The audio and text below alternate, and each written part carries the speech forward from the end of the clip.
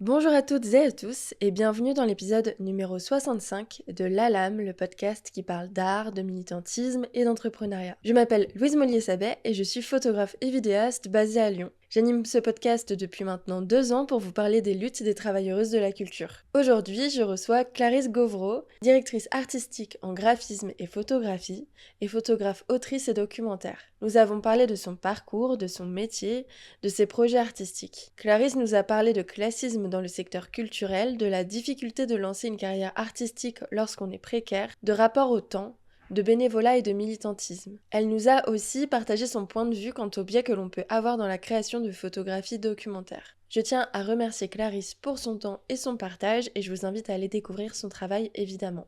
Je vous fais juste un tout petit disclaimer, ce podcast a été enregistré mi-août, donc si jamais on ne réagit pas à l'actualité du mois de septembre, c'est normal.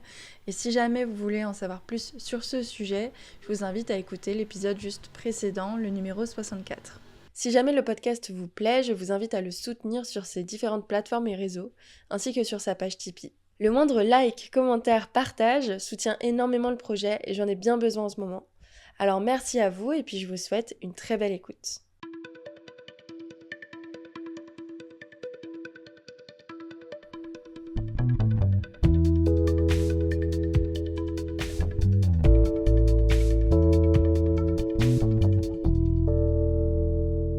Et bonjour Clarisse. Hello! Merci beaucoup d'être là aujourd'hui. Je suis trop contente d'enregistrer ça avec toi. Oui, moi aussi. Pour celles et ceux qui ne nous connaissent pas, on est amis dans la vraie vie, donc je pense que c'est important à le dire pour que ce soit clair, la façon dont on se parle. Du coup, pour celles et ceux qui ne te connaissent pas, est-ce que tu peux te présenter et nous dire ce que tu fais dans la vie? Oui. Déjà, merci beaucoup de me permettre cet espace de parole. On a beaucoup de discussions, on parle de beaucoup de choses entre nous, du coup, dans notre espace amical. Mais du coup, c'est chouette d'avoir un espace dédié, on va dire, pour en parler un peu plus dans le détail, peut-être aussi. Avec plaisir, je suis ravie. Du coup, je m'appelle Clarisse Gauvreau, j'ai 26 ans. Je suis directrice artistique en graphisme et photographie, indépendante, et photographe, autrice et documentaire. Et en parallèle, je suis aussi bénévole pour pas mal d'associations et de projets, notamment activement au sein du média indépendant Engrenage et au sein du collectif associatif Les Copains, qu'on a cofondé ensemble d'ailleurs. Et oui, donc déjà beaucoup de choses à ton actif. Est-ce que tu peux revenir un peu en arrière et nous dire quel a été ton parcours? Est-ce que tu as fait des études? Et voilà, qu'est-ce que tu as fait pour en arriver ici aujourd'hui? Du coup, pour la partie direction artistique, j'ai fait un master en DA en alternance dans une école de pub, donc sous le prisme publicitaire. Concrètement, pour faire connaître une entreprise ou un produit auprès d'une audience, on va créer une campagne de pub ou une identité visuelle, par exemple, et ça passe par le graphisme, la photo et finalement tous les métiers qui a trait au visuel. Et pour la partie photo d'auteur et docu, j'ai pas de parcours à proprement parler, pas de parcours académique spécifique, mais j'ai intégré une spécialité et une option cinéma au lycée, ce qui m'a permis à l'époque de beaucoup travailler au développement de mon œil photographique, de penser au narratif derrière une photographie et de découvrir la pratique documentaire aussi. Donc c'était pas de l'image fixe, mais ça a clairement permis de faire émerger cette passion qui était déjà présente plus jeune, mais de façon beaucoup plus concrète. Et pour la partie bénévolat, il y a forcément un parcours de vie qui m'a mené là, mais c'est surtout la volonté d'intégrer des projets qui faisaient sens et dont je soutiens la raison d'être et partage les valeurs. Ok, donc photo docu et photographie d'auteur, t'es Ouais. totalement autodidacte. Ouais, complètement. Est-ce que tu te souviens comment t'as appris à connaître ça? Enfin, qu'est-ce qui t'a mis le premier pas là-dedans? C'est un peu au fur et à mesure ou? Ouais, je pense que déjà jeune, quand j'avais, je me souviens quelquefois des petits appareils jetables, j'aimais bien prendre des photos d'un peu tout et n'importe quoi. Mais déjà à l'époque, je m'attardais sur des détails un peu random, quoi, que les adultes comprenaient pas trop pourquoi elles photographient ça. Donc il y avait déjà un attrait pour du très contemplatif, pour des choses très précises, hein, assez poétiques. Et qui n'a pas pu se développer beaucoup pour plein de raisons qu'on évoquera un peu après. Et plus tard, je pense que ça a réémergé vraiment au niveau de cette spécialité, cette option cinéma au lycée, qui m'a vraiment permis de me mettre dedans beaucoup plus concrètement, quoi. Est-ce que tu l'as déjà un peu fait, mais est-ce que tu peux nous redéfinir ce que c'est exactement, du coup, la direction artistique, et les missions, que tu accomplis avec, cette partie de ton activité? Selon moi, le métier de DA, il vise à piloter un projet visuel de A à Z. Donc concrètement, on va concevoir ce projet visuellement en s'assurant qu'il intègre bien les enjeux stratégiques de la structure dans lequel il prend place. On va ensuite coordonner les créatives spécialisés dans leur domaine, donc les graphistes, photographes, motion designereuses, etc. Et s'assurer jusqu'au bout que le fil rouge conceptuel qu'on a défini en amont est déployé de manière cohérente sur toutes les créations. Et en réalité, à part si on travaille en agence en tant que salarié ou en tant que consultante freelance, on va aussi porter la casquette de graphiste et ou photographe, et c'est mon cas. Et donc la principale mission que je réalise en tant que DA1D, c'est la création d'identité visuelle. Donc par là, j'entends la créa de tout l'univers graphique, mais ça peut aussi être photographique du coup. Donc logo, charte graphique, et appliqué sur tout un tas de supports, maquettes de sites web, posts pour les réseaux sociaux, etc. De même, est-ce que tu peux nous définir, ce que c'est que la photographie d'auteur, pour celles qui savent pas, ainsi que la photographie documentaire et nous dire les différences? Parce que je pense que même moi, je suis pas 100 sûre des différences. Donc les photographes autoristes sont des personnes qui créent des œuvres photographiques originales. Et quand on se spécialise dans le format documentaire, on intègre une vraie intention de raconter une histoire, de porter un témoignage visuel, du coup, sur un sujet déterminé, en intégrant, je pense systématiquement, une réalité sociale, sociétale, politique ou autre. Je fais un petit disclaimer, si jamais vous entendez des bruits parasites, nous aurons tout fait pour que ce ne soit pas le cas. Mais voilà, il y a des travaux en fait dans tout Lyon et surtout Dans tout Lyon, oui, c'est vrai. Villeurbanne est une friche en ce moment. Donc voilà, si jamais vous entendez du bruit, c'est les travaux, désolée. J'aimerais commencer par te parler, de tes valeurs et de ton travail artistique, de comment tu arrives à incorporer les 2. Et puis plus tard, on viendra sur, le concret, de la gestion de ton activité. Dans ce podcast, j'aimerais surtout, me focus, sur aussi, voilà, ça, ton travail artistique et ta photographie, d'auteurice non, d'auteur. Oui. Tu m'as dit que c'est d'auteur qu'on dit. Et une des dernières séries que tu as produites s'appelle Le vent se lève. Tu y racontes comment, et là je te cite: «L'espoir a laissé place à la dépression». Fin de citation. Tu parles, du fait que tu te sentais emprisonné, dans ton chez toi et dans ton esprit, et puis tu nous emmènes dans un voyage photographique pendant ta reconstruction. Je voulais savoir comment tu as imaginé cette série et quel était, ton processus créatif? Cette série, elle est assez particulière parce que c'est ma première série photo à proprement parler. C'est la première fois que j'ai été publiée et exposée. C'est aussi la première fois que je reprenais des photos après un long moment, d'arrêt, et la première fois encore, que j'en faisais un projet, traitant de sujets, liés à mon vécu personnel. Donc elle est très symbolique, et elle me rappelle à quel point la photo est importante pour moi et pour ma vie. Et je dis pour ma vie et pas dans ma vie parce que c'est vraiment devenu, quelque chose de vital à proprement parler. Et donc pour raconter un peu le contexte de cette, série, j'étais en pleine période de dépression, sévère et de burn-out depuis plusieurs mois, et j'avais vraiment cette sensation d'étouffer dans mon quotidien et dans mon environnement. Donc un soir, j'ai eu un peu cet élan, presque de secours quoi, d'urgence, de m'extirper de cette situation en montant dans un train et en prenant, de la distance avec mon lieu de vie pendant, 3-4 jours. Et donc cette série, elle prend racine dans ce voyage et elle retrace, différents moments, mêlés de détresse, mais aussi, de perspectives beaucoup plus douces, du coup. Et j'en dis pas trop plus par ici parce que, la série est accompagnée d'un récit, textuel, qui raconte plus en détail tout ça. Mais, ce qui est intéressant dans le process, créatif, c'est que les premiers clichés de la série ont été capturés à minima 1 an après, la temporalité du voyage, que je viens d'évoquer. Parce que du coup, avant ce voyage, je prenais plus du tout de photos. Ça avait vraiment un peu disparu de ma vie. Mais quand j'ai eu l'idée de cette série, donc des mois après ce voyage, et que j'étais plus en dépression, mais dans la phase de guérison, il manquait du coup des photos pour représenter cette dépression. Et donc, c'est des photos qui viennent au début de la série pour planter le contexte dépressif, et elles sont suivies du coup des photos prises pendant le voyage à Sète, pour montrer la reprise d'espoir. Et c'est intéressant parce qu'on peut vraiment, je trouve, y percevoir une approche bien différente et des partis pris beaucoup plus marqués, vu qu'elles ont plus d'1 an d'écart. Et j'ai même pas tenté de les homogénéiser en refaisant l'editing, par exemple, parce que je pense que c'est ce qui contribue aussi au fait que j'aime autant cette série, c'est le fait qu'elle suit un morceau de vie avec ses évolutions, du coup, et ses reconstructions.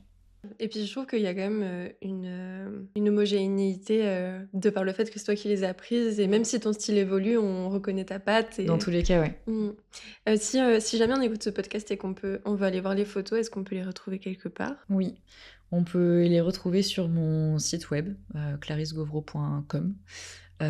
Et sur mon compte Instagram. Alors, c'est bien l'une des seules séries qui est à jour sur mon compte Instagram, je pense.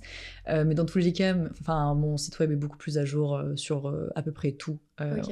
On reparlera d'Instagram sûrement un peu plus tard. Mais ouais, ma relation aux réseaux sociaux est un peu complexe, donc c'est toujours mieux de passer par le site web. Quel est du coup l'impact, que ton vécu, personnel a sur ton art d'après toi? Et à l'inverse, est-ce que, aussi ton art a un impact sur ta vie personnelle, pour pouvoir, passer à travers ces émotions un peu différemment? Je trouve cette question très belle et pas évidente à répondre, parce qu'elle est vraiment, profonde et en réalité, ça pourrait être l'objet d'un épisode à part entière aussi. Mais l'impact de mon vécu perso sur mon art, c'est typiquement la série, une série comme Le vent se lève, qu'on vient d'évoquer, et qui prend totalement essence dans ma vie, du coup et mes émotions à ce moment-là et qui vient du coup nourrir mon art. Et de manière plus globale, en dehors de cette série, c'est majoritairement le cas. C'est aussi extrêmement lié à mon engagement militant et les luttes dans lesquelles je m'implique au quotidien. Mais clairement, si j'avais pas vécu slash ne vivais pas, parce que pour certaines d'entre elles, c'est toujours d'actualité, la précarité, la maltraitance, le classisme, le sexisme, les agressions et j'en passe, mon art, il aurait pas du tout la même consistance qu'il a aujourd'hui. Et je sais même pas s'il existerait, pour être honnête, tellement pour moi c'est quasi indissociable, quoi. Et pour ce qui est de l'impact de mon art sur ma vie perso, je le vois comme un vecteur de plein de choses. La photo, ça a toujours été un moyen d'expression très salvateur et émancipateur, mais c'est aussi la source de stress et de OK. questionnement un peu constant sur la posture à adopter, sur les sujets abordés pour pas perpétuer des violences systémiques, de la stigmatisation, de l'esthétisation, etc. Et c'est toujours un peu difficile de jongler entre tout ça, mais c'est des questions qui restent essentielles pour moi, donc elles sont certes source de, ouais, de questionnements profonds et de stress, mais c'est indissociable aussi à ma pratique. Ouais et puis c'est ça qui est intéressant aussi, c'est qu'on apprend, tous les jours grâce à ça et enfin, moi je trouve ça positif que tu te poses ces questions même si malheureusement, c'est sûr que c'est pas évident, enfin, c'est un bon espoir je trouve que les photographes se posent de plus en plus ces questions-là, justement, pour pas perpétuer des choses comme tu as dit, trop bien. Tu es revenu il y a peu d'un voyage de plusieurs mois en Amérique centrale durant lequel tu as évidemment pris ton appareil photo. Parce que qu'est-ce que serait, Clarisse Govreau sans son appareil photo? Est-ce que tu avais une série en particulier dans la tête ou est-ce que tu as pris des photographies de façon plus instinctive? Et je voulais savoir aussi, comment est-ce que tu fais, dans ces cas-là pour structurer ton travail documentaire? Est-ce que tu le travailles en amont? Est-ce que c'est en fonction de ce que tu découvres sur place? Voilà, comment ça fonctionne pour toi? Alors on va mettre les pieds dans le plat des notions que j'évoquais juste avant, et appliquer ici au colonialisme. En gros, j'avais un sujet de docu, en tête avant de partir parce que j'avais lu, même avant l'idée du voyage, un article du Média Reporter et un autre article aussi de La Relève et La Peste qui évoquait, la puissance absolument destructrice, qu'a Coca-Cola au Mexique, que ce soit, sur le plan écologique, politique, social ou sanitaire. Et je m'étais dit: «Bah tiens, je fais de la photo documentaire, pourquoi pas documenter, et visibiliser l'impact, qu'a cette multinationale absolument, dégueulasse?» Et c'est bien le problème parce que je me suis absolument pas posé les bonnes questions à ce moment-là et à quel point cette démarche posait problème aussi parce qu'elle perpétuait des dynamiques, contemporaines, de colonialisme. Ce qui est en plus ridicule parce que, le projet aurait justement dénoncé le colonialisme, de Coca-Cola en appliquant moi-même à travers, ma démarche. Donc concrètement, Elsa Ledy a fait un post super intéressant, sur ça, dernièrement, mais En tant que photographe, notre œil, il est pas neutre, notre vision, elle est pas neutre. Donc aller dans des pays qui sont, en plus de ça, plus précaires pardon, que les nôtres, ça pose problème parce que on applique de base une vision qui est colonialiste. Elle disait ça dans son post je trouvais ça super pertinent, c'est ne nous représentez pas, on s'en charge. C'est pas à nous de représenter des personnes dont on ne partage pas le quotidien, dont on ne partage pas les problématiques, dont on ne partage pas les dynamiques, dont on ne partage pas les discriminations, parce que forcément notre regard va pas être le bon en fait, tout simplement. Et on va appliquer aussi des rapports de domination qui ont toujours été présents dans la photographie depuis toujours. Et voilà, enfin bref, concrètement, c'est juste pas une bonne idée. Pour bien plus de raisons qui sont aussi détaillées dans le post. Enfin, là, j'évoque ce post-là en exemple, mais on peut aussi se documenter de plein d'autres façons sur ce sujet-là aussi. Et c'est super important de se poser ces questions-là avant de faire le projet. Alors dans mon cas, c'est un peu venu en cours de route. Je suis pas partie en me disant directement c'est une super idée. Je sentais que c'était un peu, je sais pas, il y avait quelque chose qui me tracassait un petit peu, on va dire. J'ai quand même réalisé des photographies sur place, d'infrastructures, etc., de pollution environnementale, etc. Mais en rentrant, je pense que c'est en rentrant où je me suis dit, là maintenant concrètement que tu as les photos, en fait il y avait un peu ce truc de faire les photos et de les avoir dans tous les cas, mais il y a toujours eu ce truc de si ça se trouve, je vais jamais rien en faire et c'est exactement ce qui va se passer. Parce qu'en rentrant, j'ai pu me poser un petit peu plus concrètement et ça, ces questionnements, j'aurais dû les faire en amont, hein, tout court, pour pas avoir à faire ces photos-là aussi. Mais je me suis posée un peu plus concrètement et je me suis dit, attends Clarisse, là, si tu en fais une série photo, la posture est quand même super particulière. C'est quand même, enfin, il y a quelque chose qui cloche, quoi. Il y a quelque chose qui va pas. Et je pense que j'avais encore un peu de mal à ce moment-là à mettre des mots dessus et à conscientiser concrètement les dynamiques qui étaient impliquées. Mais elles sont elles sont vite venues aussi. Et in fine, si il y avait une série qui était sortie et qui avait été exposée, enfin, ça aussi, ça pose super problème parce que du coup, tu es... Enfin, la personne qui en tire profit, c'est toi, du coup, en fait, in fine. C'est toi qui tires profit de la visibilité de ces photos-là. C'est toi qui tires un profit aussi potentiellement financier de ces photos-là. Donc, in fine, c'est pas du tout les personnes qui souffrent de ce que tu essayes de dénoncer dans ta série documentaire de base. Elles en tirent absolument rien, en fait, de ta série photo. Donc les photographies que j'ai à charge sur Coca-Cola, elles verront jamais le jour, à part si ça peut permettre d'illustrer les propos ou les projets de personnes concernées sur place, et auquel cas je leur donnerai évidemment sans hésiter, même si ce projet a jamais été concrétisé, je m'en veux un peu en tant que militante d'avoir eu cette idée-là. Même si on est dans les luttes, être parfaite sur tous les sujets sans angle mort, c'est impossible. Et ce projet-là c'en est la preuve. Non déplaise aux fans du concept problématique aussi de pureté militante. Mais on peut toujours faire mieux. C'est ça la conclusion.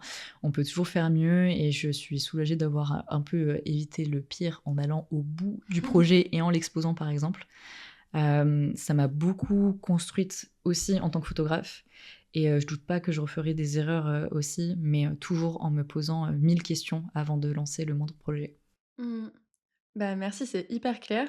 Comme on a dit, on est amis dans la vraie vie. Oui. Du coup, on discute beaucoup de ce genre de questions autour de nos métiers. Et l'autre fois, on s'est posé à la terrasse d'un café. On a eu une longue discussion autour du thème. T'imagines si on avait de la thune, tout ce qu'on pourrait créer? À ce moment-là, et comme souvent, on était épuisés de nos horaires, de nos sous-rémunérations, de notre travail gratuit, des projets multiples qui nous prennent toute la tête et l'énergie. On a parlé de tout ce que ça nous prenait. On se disait que cette énergie, on n'arrivait même plus à la mettre à créer. Et on s'est dit d'ailleurs que c'était difficile de se remettre à créer quand tu dois d'abord subvenir à tes besoins. Alors, tu m'as parlé du livre, je cite « Pourquoi je n'écris pas Réflexion sur la culture de la pauvreté » de Benoît Jaudoin et d'à quel point il t'avait parlé. Est-ce que tu peux nous résumer ce qui se passe dans ce livre et nous dire en quoi il a résonné chez toi? Ce livre, c'est un essai écrit par un historien de l'art qui a vécu et grandi dans un milieu précaire au Québec. Il évoque beaucoup de notions super intéressantes, et notamment celles de classe, de transfuge de classe et de privilège du temps. Et il y a un passage en particulier qui m'a marqué à vie, je pense, et qui me donne toujours un peu les larmes aux yeux à chaque fois que je le lis. Je peux peut-être en lire un extrait. On va peut-être pas pouvoir tout garder au montage parce que je ne sais pas à quel point on peut lire cet extrait-là, mais à minima, vous en aurez un petit morceau qui donnera un peu le ton si vous voulez découvrir le livre un peu plus en profondeur en l'achetant. J'ai l'habitude de googler le nom des personnes dont j'admire le parcours, m'intéressant particulièrement à la section enfance, qui pourrait aussi s'appeler privilège. C'est une habitude destructrice, mais je ne peux m'empêcher de constater une même distance, qui chaque fois me rappelle qu'on ne part pas tous du même endroit. Nombre d'artistes et d'intellectuels inspirantes ont eu une carrière admirable grâce à un important filet social et un appui financier constant de la famille. Sans ces privilèges, il faut des revenus extraordinaires pour vivre cette vie, sauf qu'évidemment, accéder à ces revenus n'est possible qu'en choisissant des professions et des emplois qui ne laissent pas de temps pour écrire. Ce qui paie ce mode de vie a été financé par d'autres vies en d'autres temps. Il faudrait donc plusieurs vies pour y accéder, alors que nous ne disposons que d'une seule. J'ai senti toute ma vie cette impression de manquer de temps, d'arriver trop tard. En bon nord-américain, j'ai grandi avec l'idée que quand on veut, on peut. Depuis la fin de l'adolescence, cependant, j'ai peu à peu compris qu'il me fallait du temps, beaucoup de temps, trop de temps, pour tout rattraper. Cette éducation, je l'ai obtenue en travaillant parfois 30 heures par semaine et en l'interrompant pendant plusieurs années à chacun des paliers pour payer mes dettes dans l'espoir de vivre un peu de sécurité, ce qui m'a fait terminer le processus à 37 ans. J'ai l'impression que tout m'arrive donc 5 à 10 ans trop tard parce que j'ai dû porter seule, en tant qu'adolescent et jeune adulte, la pression de faire ma place et le poids de devoir me maintenir moi-même à flot, en plus de l'énorme charge de combler le manque de ressources. Au détour d'une conversation de fin de soirée, on m'avait lancé avec insouciance une phrase qui est au fond véritablement arrogante. Imagine, je vis la même expérience d'étudier à l'étranger que toi, mais je la vis 10 ans plus jeune. Il avait vu le privilège du temps qui sépare les classes. Et il y a de ces privilèges qui sont inatteignables et qui produisent des blessures dont on ne se répare pas. Voilà, voilà. Petite ambiance joyeuse par ici. Oui. Ouais. Donc cet extrait que vous aurez écouté plus ou moins longuement du coup en fonction de ce qu'on pourra intégrer, il a mis en lumière un sentiment que je ressentais de plus en plus ces derniers temps et que j'avais jamais réussi à conscientiser ou définir. C'est l'impression que j'accède enfin, et très difficilement même, à des choses auxquelles beaucoup d'autres ont eu accès bien plus tôt et bien plus facilement, et à l'inverse auxquelles d'autres personnes ne pourront jamais accéder. Ici, c'est sous le prisme des classes sociales et du fait que certaines ont un capital financier, culturel et de temps bien plus élevé. Mais c'est accumulé avec tout un tas d'autres réalités, comme par exemple le fait d'être tout sauf un homme blanc cis hétéro globalement. Donc appliqué à la photographie, c'est par exemple avoir le privilège d'avoir eu un appareil photo très jeune et offert à Noël par ses proches, d'avoir pu faire des études spécialisées en photo directement après le bac, d'avoir pu développer ses projets photos sans avoir à faire autre chose comme avoir un job alimentaire en parallèle de ses études pour pouvoir payer son loyer et se nourrir, d'avoir pu exposer son travail en quiétude et sans avoir peur de se faire mansplainer, etc. Et d'avoir eu accès à tout ça à un certain âge, là où pour d'autres, ce processus mettrait des années de plus, voire n'adviendrait jamais. Moi, je trouve ça hyper intéressant parce que c'est quelque chose qui est hyper voyant, je trouve, dans notre secteur aussi. Ouais. Et d'ailleurs, ça, j'en parle dans un de mes podcasts, mais j'ai l'impression que là, moi, à chaque fois que je parle de précarité dans le milieu culturel, on me répond ah, du coup, si la culture s'effondre, il ne restera au final que les meilleurs. Ma réponse à ça, c'est il ne restera pas que les meilleurs, c'est il restera les plus privilégiés, justement. Je suis vraiment d'accord avec toi sur le fait que, en fait, déjà pour survivre en fait, dans une activité artistique les premières années et voire même toute la vie, on a toujours besoin d'une personne externe et en fonction du métier, voilà, ça peut être toute la vie. Il y a beaucoup d'artistes, par exemple, qui vivent grâce aux revenus de leur conjoint ou de leur conjointe. Ouais. Parce que leur conjoint ou leur conjointe ont un boulot plus institutionnel, je sais pas trop comment dire ça, enfin plus stable. Et ouais, la notion du temps, là tu m'en as beaucoup parlé ces derniers temps, est très importante pour toi et le temps de création est purement anticapitaliste pour moi, justement, C'est parce vrai. que la création, c'est censé être décorrélé de la production. Ouais. Et parce que justement, en fait, ça demande un temps long de réfléchir à tout ça, d'incorporer des choses, de rater, de recommencer. Et du coup, effectivement, dans une vision capitaliste de on doit survivre, on n'a pas le temps d'avoir le temps. On n'a pas trop le temps de créer, non, c'est clair. On en parlera sûrement un peu plus tard, mais dans le cadre d'un projet documentaire, par exemple, c'est des projets qui sont sur un temps long, quoi. C'est au long cours. Du coup, forcément, bah, c'est du temps de création, c'est du temps de réflexion, c'est du temps pendant lequel tu vas sur le terrain, etc. Et à part si c'est dans le cadre d'une commande ou que tu as débloqué des subventions, c'est souvent du temps que tu mets à disposition totalement gratuitement et sur lequel tu auras un retour sur investissement financier à proprement parler. Si tu arrives à débloquer des subventions in fine, si tu arrives à être exposé, si tu arrives à être publié. Mais en soi, sinon, bah ouais, forcément, ça va à l'encontre totale d'une logique capitaliste. Ça, par contre, c'est clair. Ce que je trouvais intéressant, c'est le fait de dire il faudrait plusieurs vies pour y accéder, alors que nous ne disposons que d'une seule. Il y a des vies qui ont été financées par d'autres vies avant, en fait, avant les nôtres, donc celles de nos parents, de nos grands-parents, etc.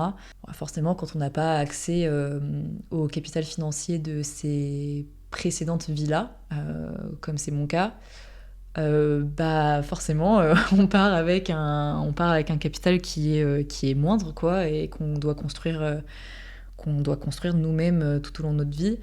Et ouais, en réalité, est-ce que c'est ultra compatible avec justement des métiers comme celui-ci qui ont un retour sur investissement financier qui est un peu compliqué.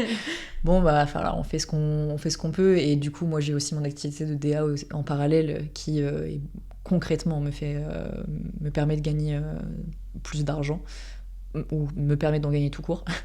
Même si, évidemment, c'est pas du tout évident non plus. Il y a tout le truc aussi de est-ce qu'on reprend du coup un travail à côté ou pas, parce qu'on pose tout le temps aux artistes, je sais pas toi, mais moi quand je dis je suis photographe, on me dit toujours à t'envie, ou tu sais, Ouais. la première question c'est à t'envie, ou est-ce que tu fais ça à plein temps, ou etc. Et j'ai l'impression qu'on a trop besoin de se démarquer en disant oui, j'en vis à plein temps, oui, c'est mon travail. Je sais pas comment tu le vis, mais je sais qu'il y a beaucoup d'artistes qui vivent le fait de reprendre un taf à mi-temps, par exemple, comme un échec, ou qui ont besoin de faire leur activité tout le temps pour pouvoir se démarquer et dire regardez, je fais ça à plein temps. Qu'est-ce que tu en penses? C'est vrai que c'est des questions qui reviennent souvent, ou alors est-ce que ça paye bien, ou des choses comme ça. En vrai, cette question, je trouve que c'est une curiosité qui est pas bienveillante du tout. Dans la façon dont c'est posé, en tout cas, c'est souvent, désolé, hein, encore une fois, je le dis encore, mais c'est souvent des hommes hein, qui nous posent ces questions-là. Oui, en vrai, c'est des questionnements qu'on a aussi beaucoup toutes les deux, à un certain moment, est-ce qu'on reprend un taf dit alimentaire à côté ou pas. Ça a été mon cas, en gros par période, quand je vois que c'est un peu plus creux ou autre, je fais des extras dans un café par exemple. Et quand je vois que ça va un peu mieux, ou que ça se débloque un peu plus, ou que j'ai un peu plus de vision sur les prochains mois, et ben je m'arrête et j'essaie de me refocus sur mes projets perso. Mais en fait, juste cette alternance-là, en fait, d'être là un peu en mode, bon, pendant quelques mois, je fais un peu ça, ensuite j'essaie de reprendre ça, etc., etc. Quand tu fais un documentaire au long cours, par exemple, le fait de devoir entrecouper son projet par des périodes de taf autres pour pouvoir subvenir à ses besoins, ça fait que du coup ça allonge beaucoup plus la période de création, et c'est ce qui a été dit du coup dans l'extrait aussi. Tu peux finir du coup le processus global, mais des années après, en fait, une personne qui aurait eu plus de privilèges et qui n'aurait pas eu à avoir à faire ces jobs en parallèle pour subvenir à ses besoins, quoi. Donc il y a une vraie frustration. En fait, c'est frustrant, et je trouve ça profondément triste aussi de se dire Et puis il en parle aussi dans son livre où il dit en bon nord-américain, j'ai grandi avec l'idée que quand on veut, on peut. Bon voilà, c'est le mythe méritocratique par essence. C'est faux, voilà. Enfin juste quand on veut, on peut pas toujours. Loin de là, genre vraiment loin de là. Et du coup, forcément, c'est frustrant parce que je veux plein de choses, mais je peux pas forcément. Mais il ne faut que manifesting en fait. Et là, tu auras tout. Manifestant. Et tu as utilisé le mot frustration à un moment là dans ce que tu m'as dit. Ouais. Je sais pas exactement quel impact toi ça a et je serais curieuse de savoir sur ton rapport à toi-même. Mais je sais que du coup, il y a beaucoup d'artistes qui se sentent jaloux et qui se sentent mal d'être jaloux de la réussite des autres. Il y en a plein qui culpabilisent parce qu'ils se sentent nuls. Il y en a plein du coup qui ont leur estime d'eux-mêmes quand ils réussissent pas, qui baissent à fond parce que du coup ils pensent que leur travail n'est pas assez bon, etc. Ouais. Qu'en penses-tu de ça?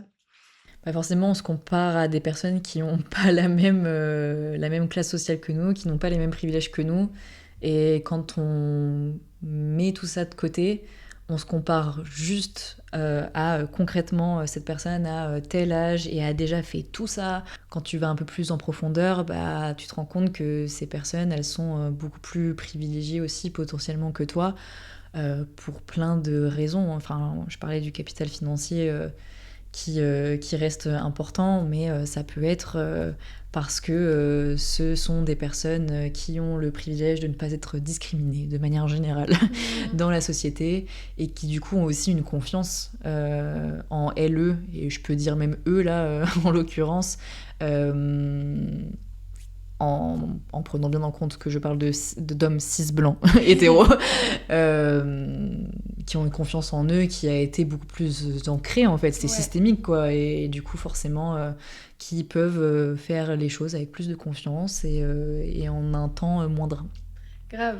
Et il y a aussi le privilège qui va avec, je trouve, du réseau, parce que quand tes parents viennent d'un milieu hyper aisé, souvent ils ont des amis aussi qui viennent d'un milieu aisé et qui vont avoir des connaissances assez haut placées dans les métiers que tu vises. Enfin, Totalement, l'entourage, c'est hyper important. Alors que quand tu viens d'un milieu super précaire et que les parents de tes potes aussi, souvent, tu as beaucoup moins accès. Ça peut se démarquer dès la troisième avec le stage de troisième, hein. C'est bête, mais moi, j'ai des potes qui ont fait des stages de troisième dans des trucs de fou.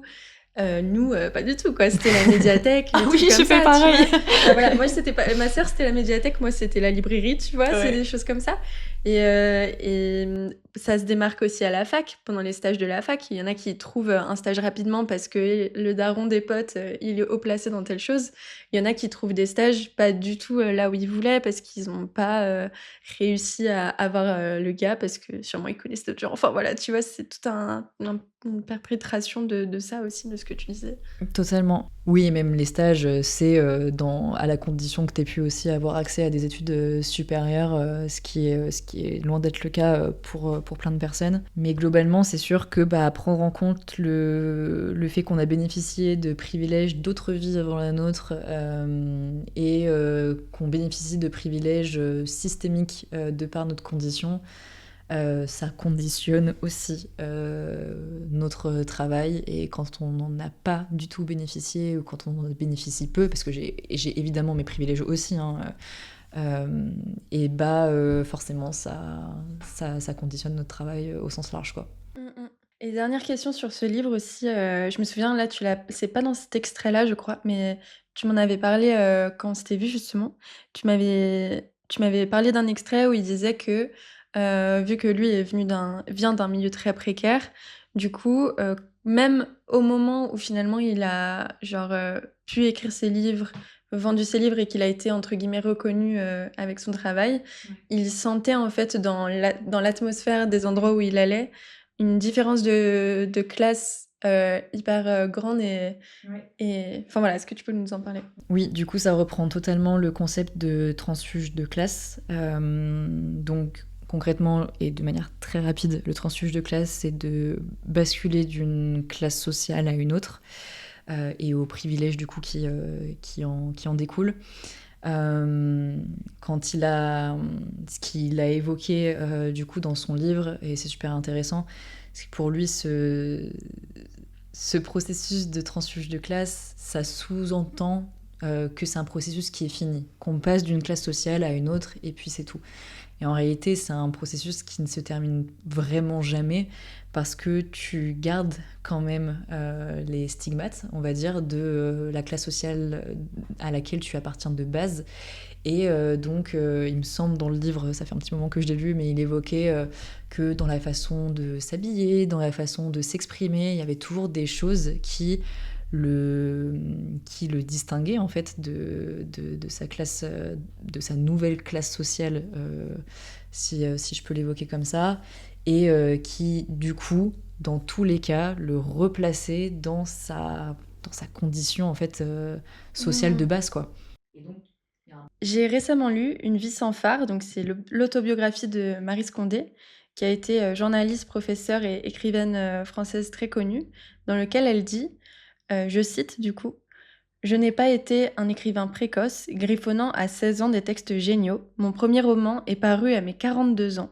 La principale raison qui explique que j'ai tant tardé à écrire, c'est que j'étais si occupée à vivre douloureusement que je n'avais de loisirs pour rien d'autre. En fait, je n'ai commencé à écrire que lorsque j'ai eu moins de problèmes et que j'ai pu troquer des drames de papier contre de vrais drames. Fin de la citation. Peut-être pas de fou. Je trouvais que ça résonnait très bien avec ce qu'on vient de se dire. Qu'est-ce que tu penses, toi, de cet extrait? ça reprend totalement ce qu'on a évoqué juste avant. Certaines personnes n'ont pas le privilège du temps et je crois que c'est quelque chose qui se rattrape jamais totalement. Et je rajoute juste un petit truc, c'est que je suis contente du coup quand les personnes artistes présentent leur âge. Par exemple, au micro du podcast, j'ai plusieurs invités qui sont venus, par exemple, à Atelier Varicelle ou Melba, et qui m'ont dit Ok, alors moi j'ai 32 ans et je trouve que c'est important de le dire, et parce que justement, elle venait de commencer à peine à vivre de ce qu'elle faisait. Et je trouve ça hyper chouette pour montrer que, en fait, quand on vient d'un milieu comme la plupart des artistes, en vrai, plutôt moyenne classe ou précaire, etc., bah, en fait, des fois, à 32 ans, tu ne vis même pas encore de ton art et c'est OK, genre. Ouais, Je complètement. trouve ça trop chouette. Voilà, je vais juste rajouter ça. Et bien sûr, je dis ça, mais l'idéal, évidemment, ce serait que ce soit beaucoup plus facile de vivre de notre art. Je disais juste que je trouve ça chouette de pouvoir le dire, mais évidemment qu'on aimerait avoir une réalité différente. Au-delà de l'aspect de la réalité de classe dont on parle depuis tout à l'heure, qui fait qu'on a moins de place pour notre création, il y a aussi une autre réalité qui se rajoute par-dessus, c'est la réalité militante. Et je voulais te demander du coup, comment continuer à créer quand le monde brûle d'après toi? Comment y retrouver du sens? Comment articuler son travail pour qu'il en ait toujours autant à nos yeux dans ce contexte-là? Là aussi, c'est une belle question sur laquelle on pourrait épiloguer pendant des heures. Surtout qu'elle questionne beaucoup les échelles de valeur, parce que concrètement, face à l'urgence, il y a peu de choses, peu de métiers aujourd'hui qui paraissent avoir du sens selon moi. Donc je crois pas avoir trouvé la réponse à cette question. Je pense que c'est très mouvant et évolutif avec le temps aussi. Et c'est aussi à prendre en considérant la notion de privilège. Si je suis militante aujourd'hui, c'est parce que j'ai la chance d'être suffisamment privilégiée pour pouvoir à minima me saisir de certains sujets, mais à quel point et à quel prix, parce que je reste quand même une des personnes les plus précaires de mon entourage. Donc forcément, face à ça, comment continuer à créer et trouver du sens dans ce que l'on fait? J'ai envie de dire que déjà survivre au milieu de ce monde qui brûle, quand on n'a pas de privilège de faire autre chose, c'est tout ce qui compte. Pour revenir à mon métier de DA et de photographe, des fois je me dis que la partie de DA, c'est peut-être celle qui fait le moins sens face à cette question, mais déjà c'est celle qui me permet d'avoir un revenu concret et donc de subvenir, pas suffisamment, mais à minima à mes besoins. Et aussi le fait de travailler pour des projets qui font sens, comme Engrenage, pour citer le dernier en date, forcément ça permet de rééquilibrer cette échelle de valeur et de me dire que là tout de suite je fais ce que je peux avec ce que j'ai pour essayer activement des choses. Mais c'est très évolutif, donc certainement qu'à terme je ferai complètement autre chose, de sûrement plus palpable, mais toujours en continuant la photo documentaire, parce que je pense que c'est la partie de mon métier qui fait le plus sens et qui continuera à en faire même dans 10 ans. Pour rebondir là-dessus, en direction artistique, tu travailles avec des associations qui mettent en avant des luttes, principalement en tout cas, et notamment des luttes écologistes. L'écologie est d'ailleurs un combat qui est très important pour toi et je voulais savoir comment ce sujet est arrivé dans ta vie? Honnêtement, je sais plus exactement comment c'est arrivé, mais ce qui est sûr, c'est que c'est venu il y a des années et que plus le temps passe, plus ma vision des luttes est indissociable de la notion d'intersectionnalité aussi. Donc on n'est même plus juste dans le spectre de lutte écologiste. Et plus aussi cette vision prend place dans toutes mes réflexions aussi au quotidien. Est-ce que c'est important pour toi de travailler du coup avec des assos et des entreprises qui partagent tes valeurs? Et si oui, pourquoi? Quel impact, ça peut avoir, d'après toi? Je me verrais plus du tout travailler pour des personnes au-delà de projets qui partagent pas mes valeurs. Par là, je parle de la base des bases humaines, quoi, antiracisme, antisexisme, antivalidisme, etc. Bref, contre toute forme de discrimination. Je le ferai pas déjà par éthique. J'ai pas du tout envie de contribuer à donner de la visibilité à ces personnes-là.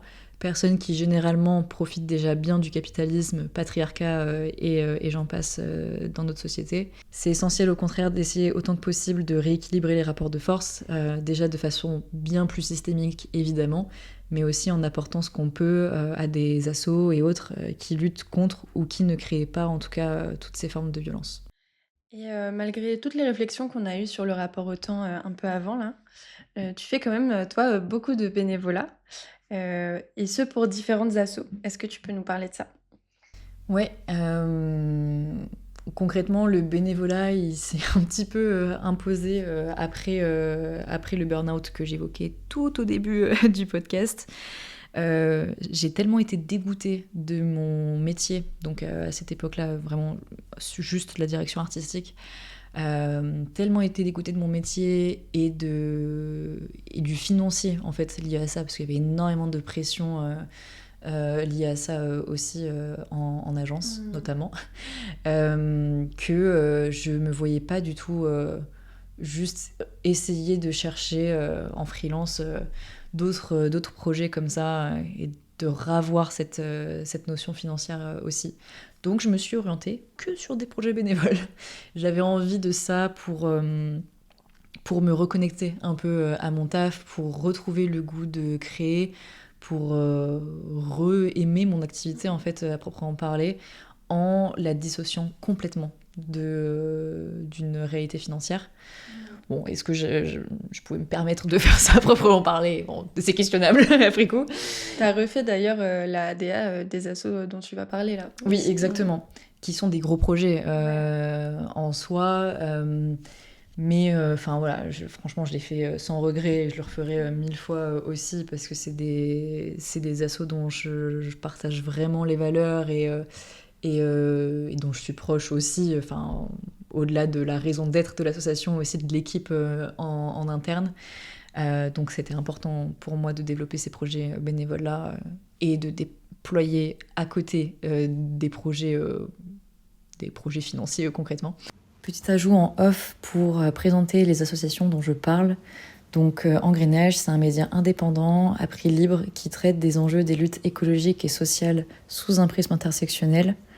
On réalise différents contenus avec des décryptages, des reportages terrain et un nouveau format de docu-photo qui arrive bientôt. On accorde une place assez centrale à la photographie et aux émotions dans notre ligne édito, en plus du positionnement radical du média. Et donc on peut retrouver tous ces contenus et d'autres sur le site web et sur Instagram. Et donc dernièrement, j'ai créé la nouvelle DA du média, notamment avec la volonté de faire peau neuve avant le lancement de la campagne de financement et de soutien qui démarrera en octobre, si jamais. Et il y a aussi Les Copaines, qui est l'association qu'on a cofondée avec Louise et 5 autres personnes, et qui vise à créer des ponts de solidarité entre les actrices de la culture à Lyon, de se questionner sur nos métiers et nos droits et de sortir de l'isolement que l'on peut vivre en tant qu'artiste. Donc pour ça, on crée des initiatives avec notamment des événements où on se rencontre, on échange et on tente de créer des synergies tous ensemble. Et donc là aussi, j'ai créé la DA du collectif avec son identité visuelle toute colorée qu'on peut également retrouver sur Instagram. Trop bien. Et comment tu vois ça aujourd'hui? Est-ce que tu as besoin un peu de recul, parce que tu as eu une période où T'as du coup beaucoup mis ta tête dedans et ça t'a fait du bien. Mais maintenant, dans un quotidien concret de jeune artiste qui doit s'en sortir dans la vie, et bah, financièrement, je veux dire, et bah, comment est-ce que tu repenses ça? C'est vrai que maintenant, je peux faire un peu le bilan de tout ça, en ayant été bénévole quand même sur un long temps. En réalité, je pense pas là, en tant que tel, que ça puisse être... que je puisse continuer à faire ça de manière viable, tout en priorisant mon activité en parallèle, parce qu'en réalité, je la priorise pas du coup, en fait. C'est compliqué quand tu fais partie de collectifs et donc quand tu es dans une équipe et que certaines tâches dépendent en partie de toi et que certaines personnes comptent en partie sur toi, de se désengager ou de ne pas prioriser ces tâches en fait. Là où pour d'autres tâches plus perso qui n'impactent que moi et qui ne dépendent que de moi, bon bah pire je me dis je le ferai plus tard quoi. Sauf qu'avec cette réflexion là je fais toujours tout le temps plus tard et mon activité est toujours relayée au millième plan. Encore une fois, je regrette pas de l'avoir fait comme ça maintenant et ça m'a apporté tellement de choses, le bénévolat aussi. Enfin bref, vraiment, j'ai pas de regrets sur ça. Par contre, je pense qu'il faut savoir s'arrêter au bon moment. Et ça fait depuis que je suis rentrée là du voyage où je me dis bon, en fait je suis rentrée du voyage en me disant là l'année qui arrive tu la dédies à 100%, tu mets tous les moyens possibles pour faire fonctionner ton activité, tu donnes tout et puis tu verras si ça fonctionne et si ça fonctionne pas juste t'arrêtes à ce moment-là, pas forcément pour toujours mais en tout cas pour le moment. En réalité, depuis que je suis rentrée, j'ai pas forcément pu mettre ça en application parce que j'étais concentrée sur d'autres choses et sur les collectifs. Parce que il y a aussi une réalité. Enfin, bosser en collectif, ça me stimule beaucoup plus. Du coup, c'est aussi des tâches que je mets plus en prio parce qu'elles m'intéressent plus, etc. Donc bon, au bout d'un moment, il va falloir que je me confronte à mon activité personnelle et à être face à moi-même. Et donc me désengager légèrement de certaines choses, pas en entier parce que ça me tient toujours énormément à cœur, mais de réajuster certaines choses pour pouvoir quand même, in fine, prioriser mon activité parce que ça reste important. On parle souvent de relations que tu as à Instagram et au réseau et au fait de poster ses photographies ou pas. Est-ce que tu peux nous partager ton ressenti par rapport à ça? C'est vrai que pour toi qui me connais depuis un moment, c'est un peu devenu un running gag Ouais. de dire que mon compte Instagram, il représente à peine 5% de mon travail, qui n'est en plus même pas à jour et donc pas représentatif de ce que je fais maintenant et de ma démarche actuelle. Du coup, ce que cache ces 5%, c'est que mon ressenti, il est complexe. La chose qui me vient quand j'y pense, c'est le sentiment d'être dépossédée de mon travail. De mon art du coup, et quand on sait ce que je mets de moi dedans, c'est d'être dépossédé d'une partie de moi in fine. Ça fait très drama comme ça, mais concrètement, c'est d'autant plus difficile du coup quand on partage des travaux très intimes et engagés, j'ai l'impression, c'est pour ça que c'est difficile pour moi. Instagram, c'est des trillions de pixels qui défilent constamment sous nos yeux. C'est un combat constant pour essayer d'attirer l'attention et de la garder plus de 10 secondes. C'est poster des contenus engagés qui seront shadowban au profit de trends et j'en passe. Instagram, c'est extrêmement violent en fait, en réalité, dans les dynamiques que ça crée et ancre dans l'esprit des gens. Donc c'est pour ça que c'est compliqué. Après, ça reste une plateforme sur laquelle je passe énormément de temps et suis des artistes, médias et projets super intéressants. On y voit passer des choses trop belles et j'aimerais contribuer à faire ça, à poster mes images parce que c'est aussi une vitrine un peu obligatoire en tant que photographe. La grande majorité des appels à projets photos auxquels je candidate, donc pour obtenir une subvention, pour réaliser une série photo, pour être exposé, publié, etc., demandent systématiquement un lien vers le compte Instagram en plus du portfolio. Ce qui montre qu'on est quand même soumise à des logiques d'image et de marketing aussi. Donc j'ai toujours la volonté de poster mes travaux dessus, en m'apaisant un peu plus sur tout ça. Et peut-être que quand vous écouterez cet épisode de podcast, j'aurai commencé. ou toujours pas. Et le running gag continuera encore et encore. Et moi, ce qui m'a toujours impressionné chez toi, c'est que tu as beaucoup pris l'habitude, comme chez Elsa Biik, que vous devez connaître au micro de ce podcast, pris l'habitude d'exposer tes photos. Enfin, tu l'as pas fait 150 fois, mais tu l'as quand même fait. Et Elsa aussi. Et je sais que c'est pas facile non plus, mais je trouve que vous avez réussi à le faire déjà. Enfin, moi, je suis admirative déjà que vous ayez réussi à le faire parce que ce que tu disais sur les réseaux sociaux, moi, je le ressens beaucoup sur l'expo. Moi, j'ai jamais exposé du coup, et parce que je me sens pas légitime, j'ai peur et tout. Quelle est la différence, pardon, entre ce que cela te procure comme ressenti sur Instagram, ce que tu viens de me dire, et pour une exposition dans IRL, dans la vraie vie? Quand t'exposes, t'es pas ignoré. Ou en tout cas, t'as pas l'impression de l'être. Parce que t'as un espace dédié pour ton travail. Les gens qui viennent pour ça. Donc il y a une forme de communication et de lien plus direct qui se crée. Les photos, elles sont imprimées aussi. Ça leur donne une dimension plus palpable, plus réelle, qui sort du numérique. Et c'est aussi l'occasion d'avoir de vrais retours sur ce que pense le public de mes photos. Pour Le Vent se lève, par exemple, j'ai été super émue de pouvoir échanger avec des personnes qui me disaient que mes photos résonnaient fort avec ce qu'elles vivaient ou ont vécu. Et c'est assez dingue en vrai, parce que t'as une personne en face de toi qui se rend aussi vulnérable que toi tu l'as été en exposant tes photos et en parlant de dépression dans ce cas précis.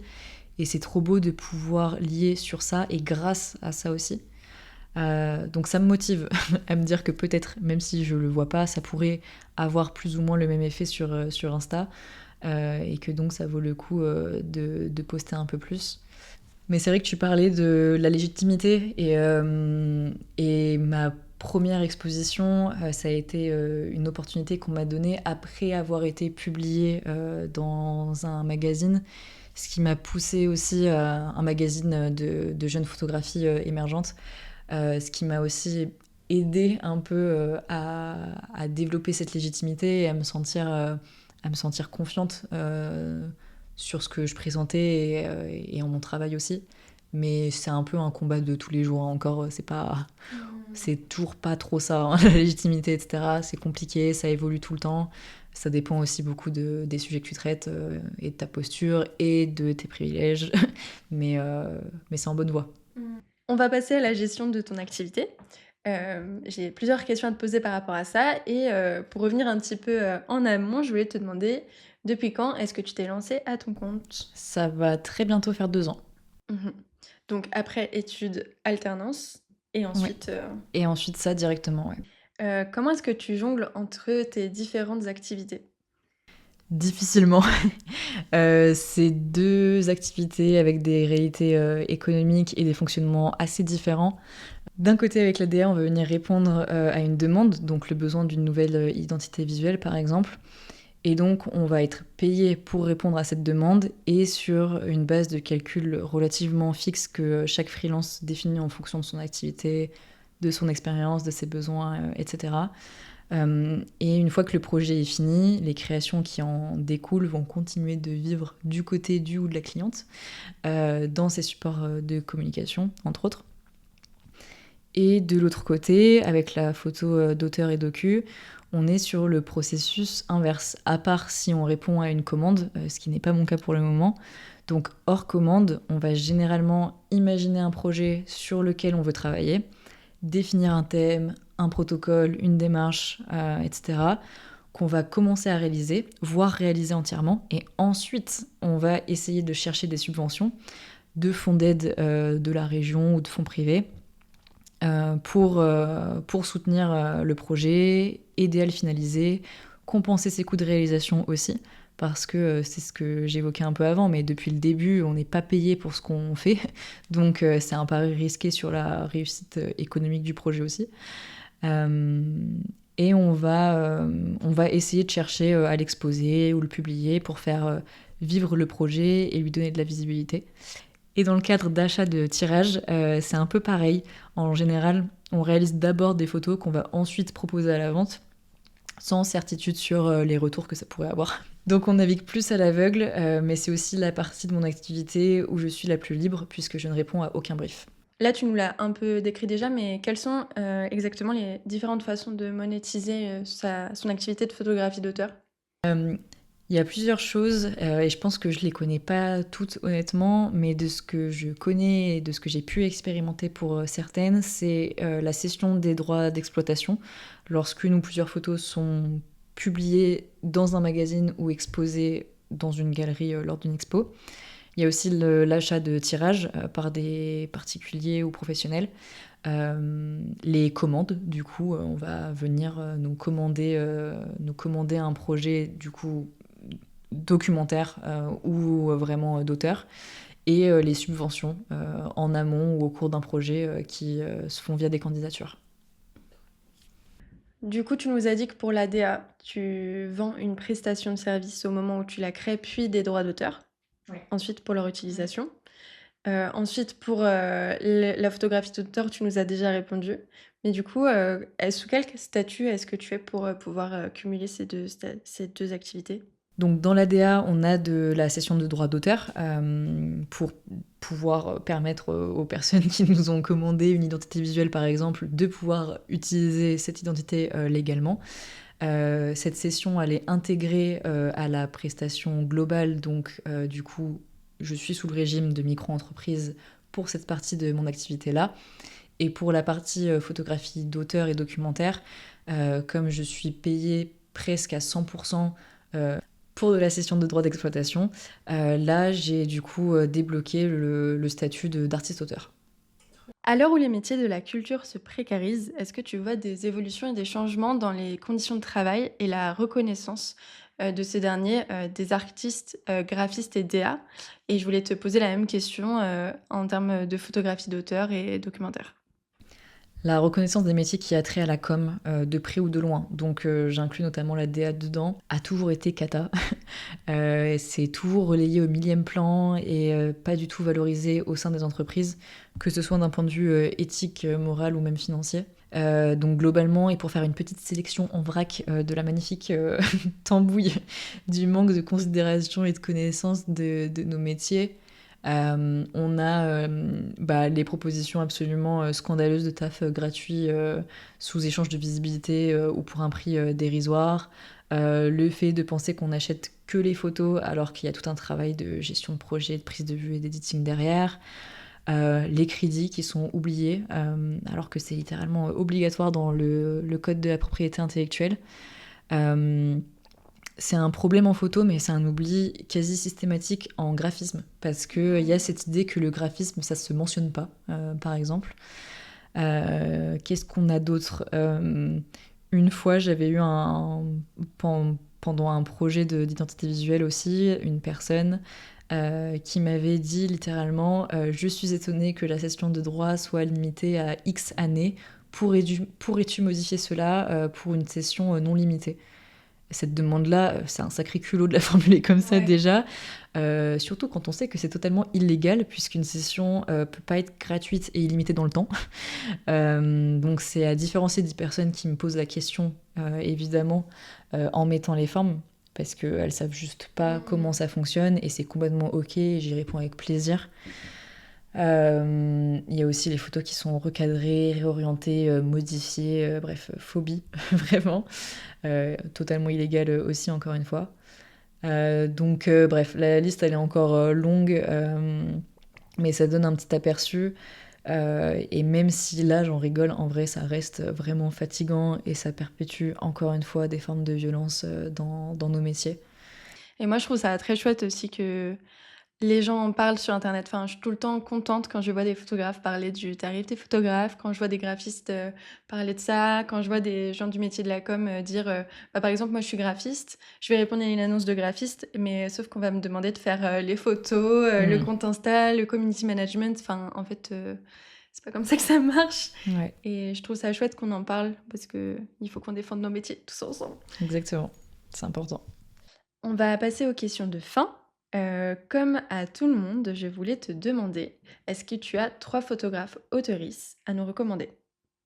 Donc j'ai écrit le nom de 3 photographes dont je recommande le travail, mais avant ça je voulais commencer par la reco la plus importante. Ce sont les voix du collectif Nos Photos 2025. Et elles ont déployé une série d'affiches dans les rues d'Arles pour dénoncer l'exclusion de la documentation du génocide en Palestine lors de grands festivals photos et donc leur responsabilité morale. C'est des festivals qui pourtant prônent la photographie comme forme d'activisme, de témoignage, d'outils politiques, mais qui malgré ça et malgré cet engagement un peu affiché restent relativement silencieux face à ça. Donc voilà, concrètement, c'est des affiches avec un carré noir qui représente une photo censurée, de photographes et journalistes palestiniens, palestiniennes, et d'un texte descriptif de cette photo.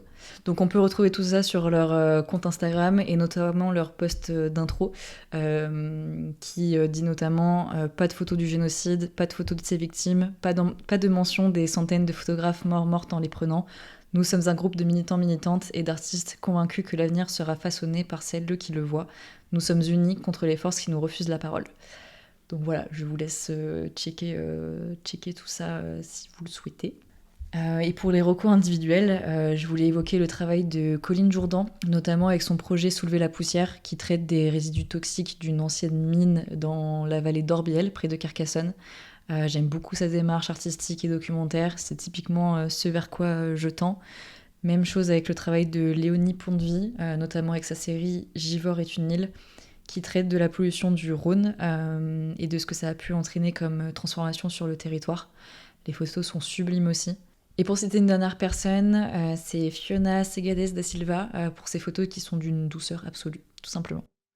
Trop bien. Est-ce qu'il y a une initiative dans le milieu culturel qui te fait du bien en ce moment? Un mouvement, un magazine, une émission, un collectif, quelque chose qui rassemble?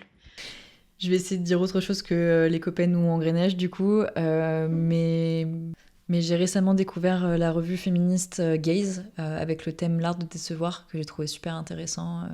Voilà. Est-ce que tu peux nous dire quels vont être tes prochains projets là? Et puis qu'est-ce qu'on peut te souhaiter par rapport à ça? J'ai commencé à travailler sur une série documentaire en continuité avec Le Vent se lève et qui abordera l'impact sur notre santé mentale du manque d'horizon en ville, lié à son aménagement notamment. C'est un projet qui demandera beaucoup de temps et qui se fera au long cours, mais je pense qu'il peut vraiment être chouette. Du coup, on peut me souhaiter d'aller au bout de ce projet déjà et globalement d'être heureuse de ce que je fais et de m'écouter à temps pour lâcher prise quand ce sera plus le cas. S'il y avait une mesure qui pouvait améliorer la vie des DA graphistes et photographes que tu pourrais mettre en place là tout de suite, qu'est-ce que ce serait? Ce serait de nous donner plus d'argent, tout simplement. Voilà, donc n'hésitez pas, on met aussi nos comptes bancaires en description. Faites-nous des gros virements. Comment le public peut soutenir, d'après toi, le travail des photographes autoristes? Autoristes. Ce qui me vient en tête, c'est un peu trois choses différentes. C'est le soutien moral, juste nous donner de la force, complimenter quand on a envie de le faire, évidemment, nos travaux, le soutien que j'appellerais social, entre guillemets. Donc c'est de nous recommander, de nous suivre sur les réseaux sociaux, de nous donner un peu de force aussi de ce côté-là. Et le soutien financier, en achetant des tirages ou en nous faisant un virement bancaire avec nos coordonnées dans la description. Là, je suis contente parce que c'est la question que je pose à la fin de chacun de mes podcasts, mais là, ça fait une boucle avec ce qu'on se disait au début, avec le vent se lève, la perte d'espoir et tout. Qu'est-ce qui, toi, personnellement, te donne espoir pour la suite au niveau de ton travail ou de la lutte, comme tu veux? C'est les gens. Je suis intimement persuadée que le lien humain, c'est l'outil le plus puissant qu'on ait. Et donc, ce qui me donne espoir, c'est les personnes incroyables qui vivent dans ce monde et dont les voix sont pas suffisamment entendues. Est-ce que tu as un mot pour la fin? Non, le mot de la fin, c'est un merci à toi, encore une fois, de m'avoir permis d'avoir cet espace de parole, parce que je le disais là sur la fin, qu'il y a des voix qui sont pas suffisamment entendues.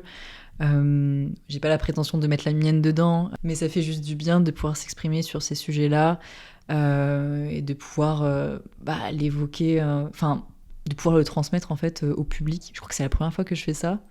Bah, c'est sûr que c'est la première fois que je fais un podcast.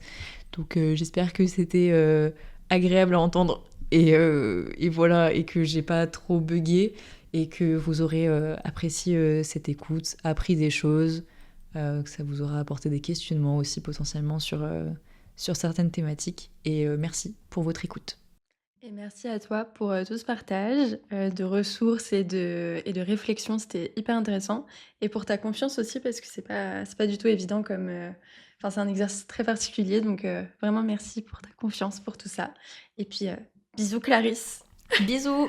à bientôt. Merci à vous d'avoir écouté jusqu'ici. Je vous invite évidemment à aller découvrir le travail de Clarisse si ce n'est pas déjà fait, à aller soutenir son travail et découvrir ce qu'elle fait. Encore merci à elle pour son temps et toutes ses ressources que vous retrouverez dans la description.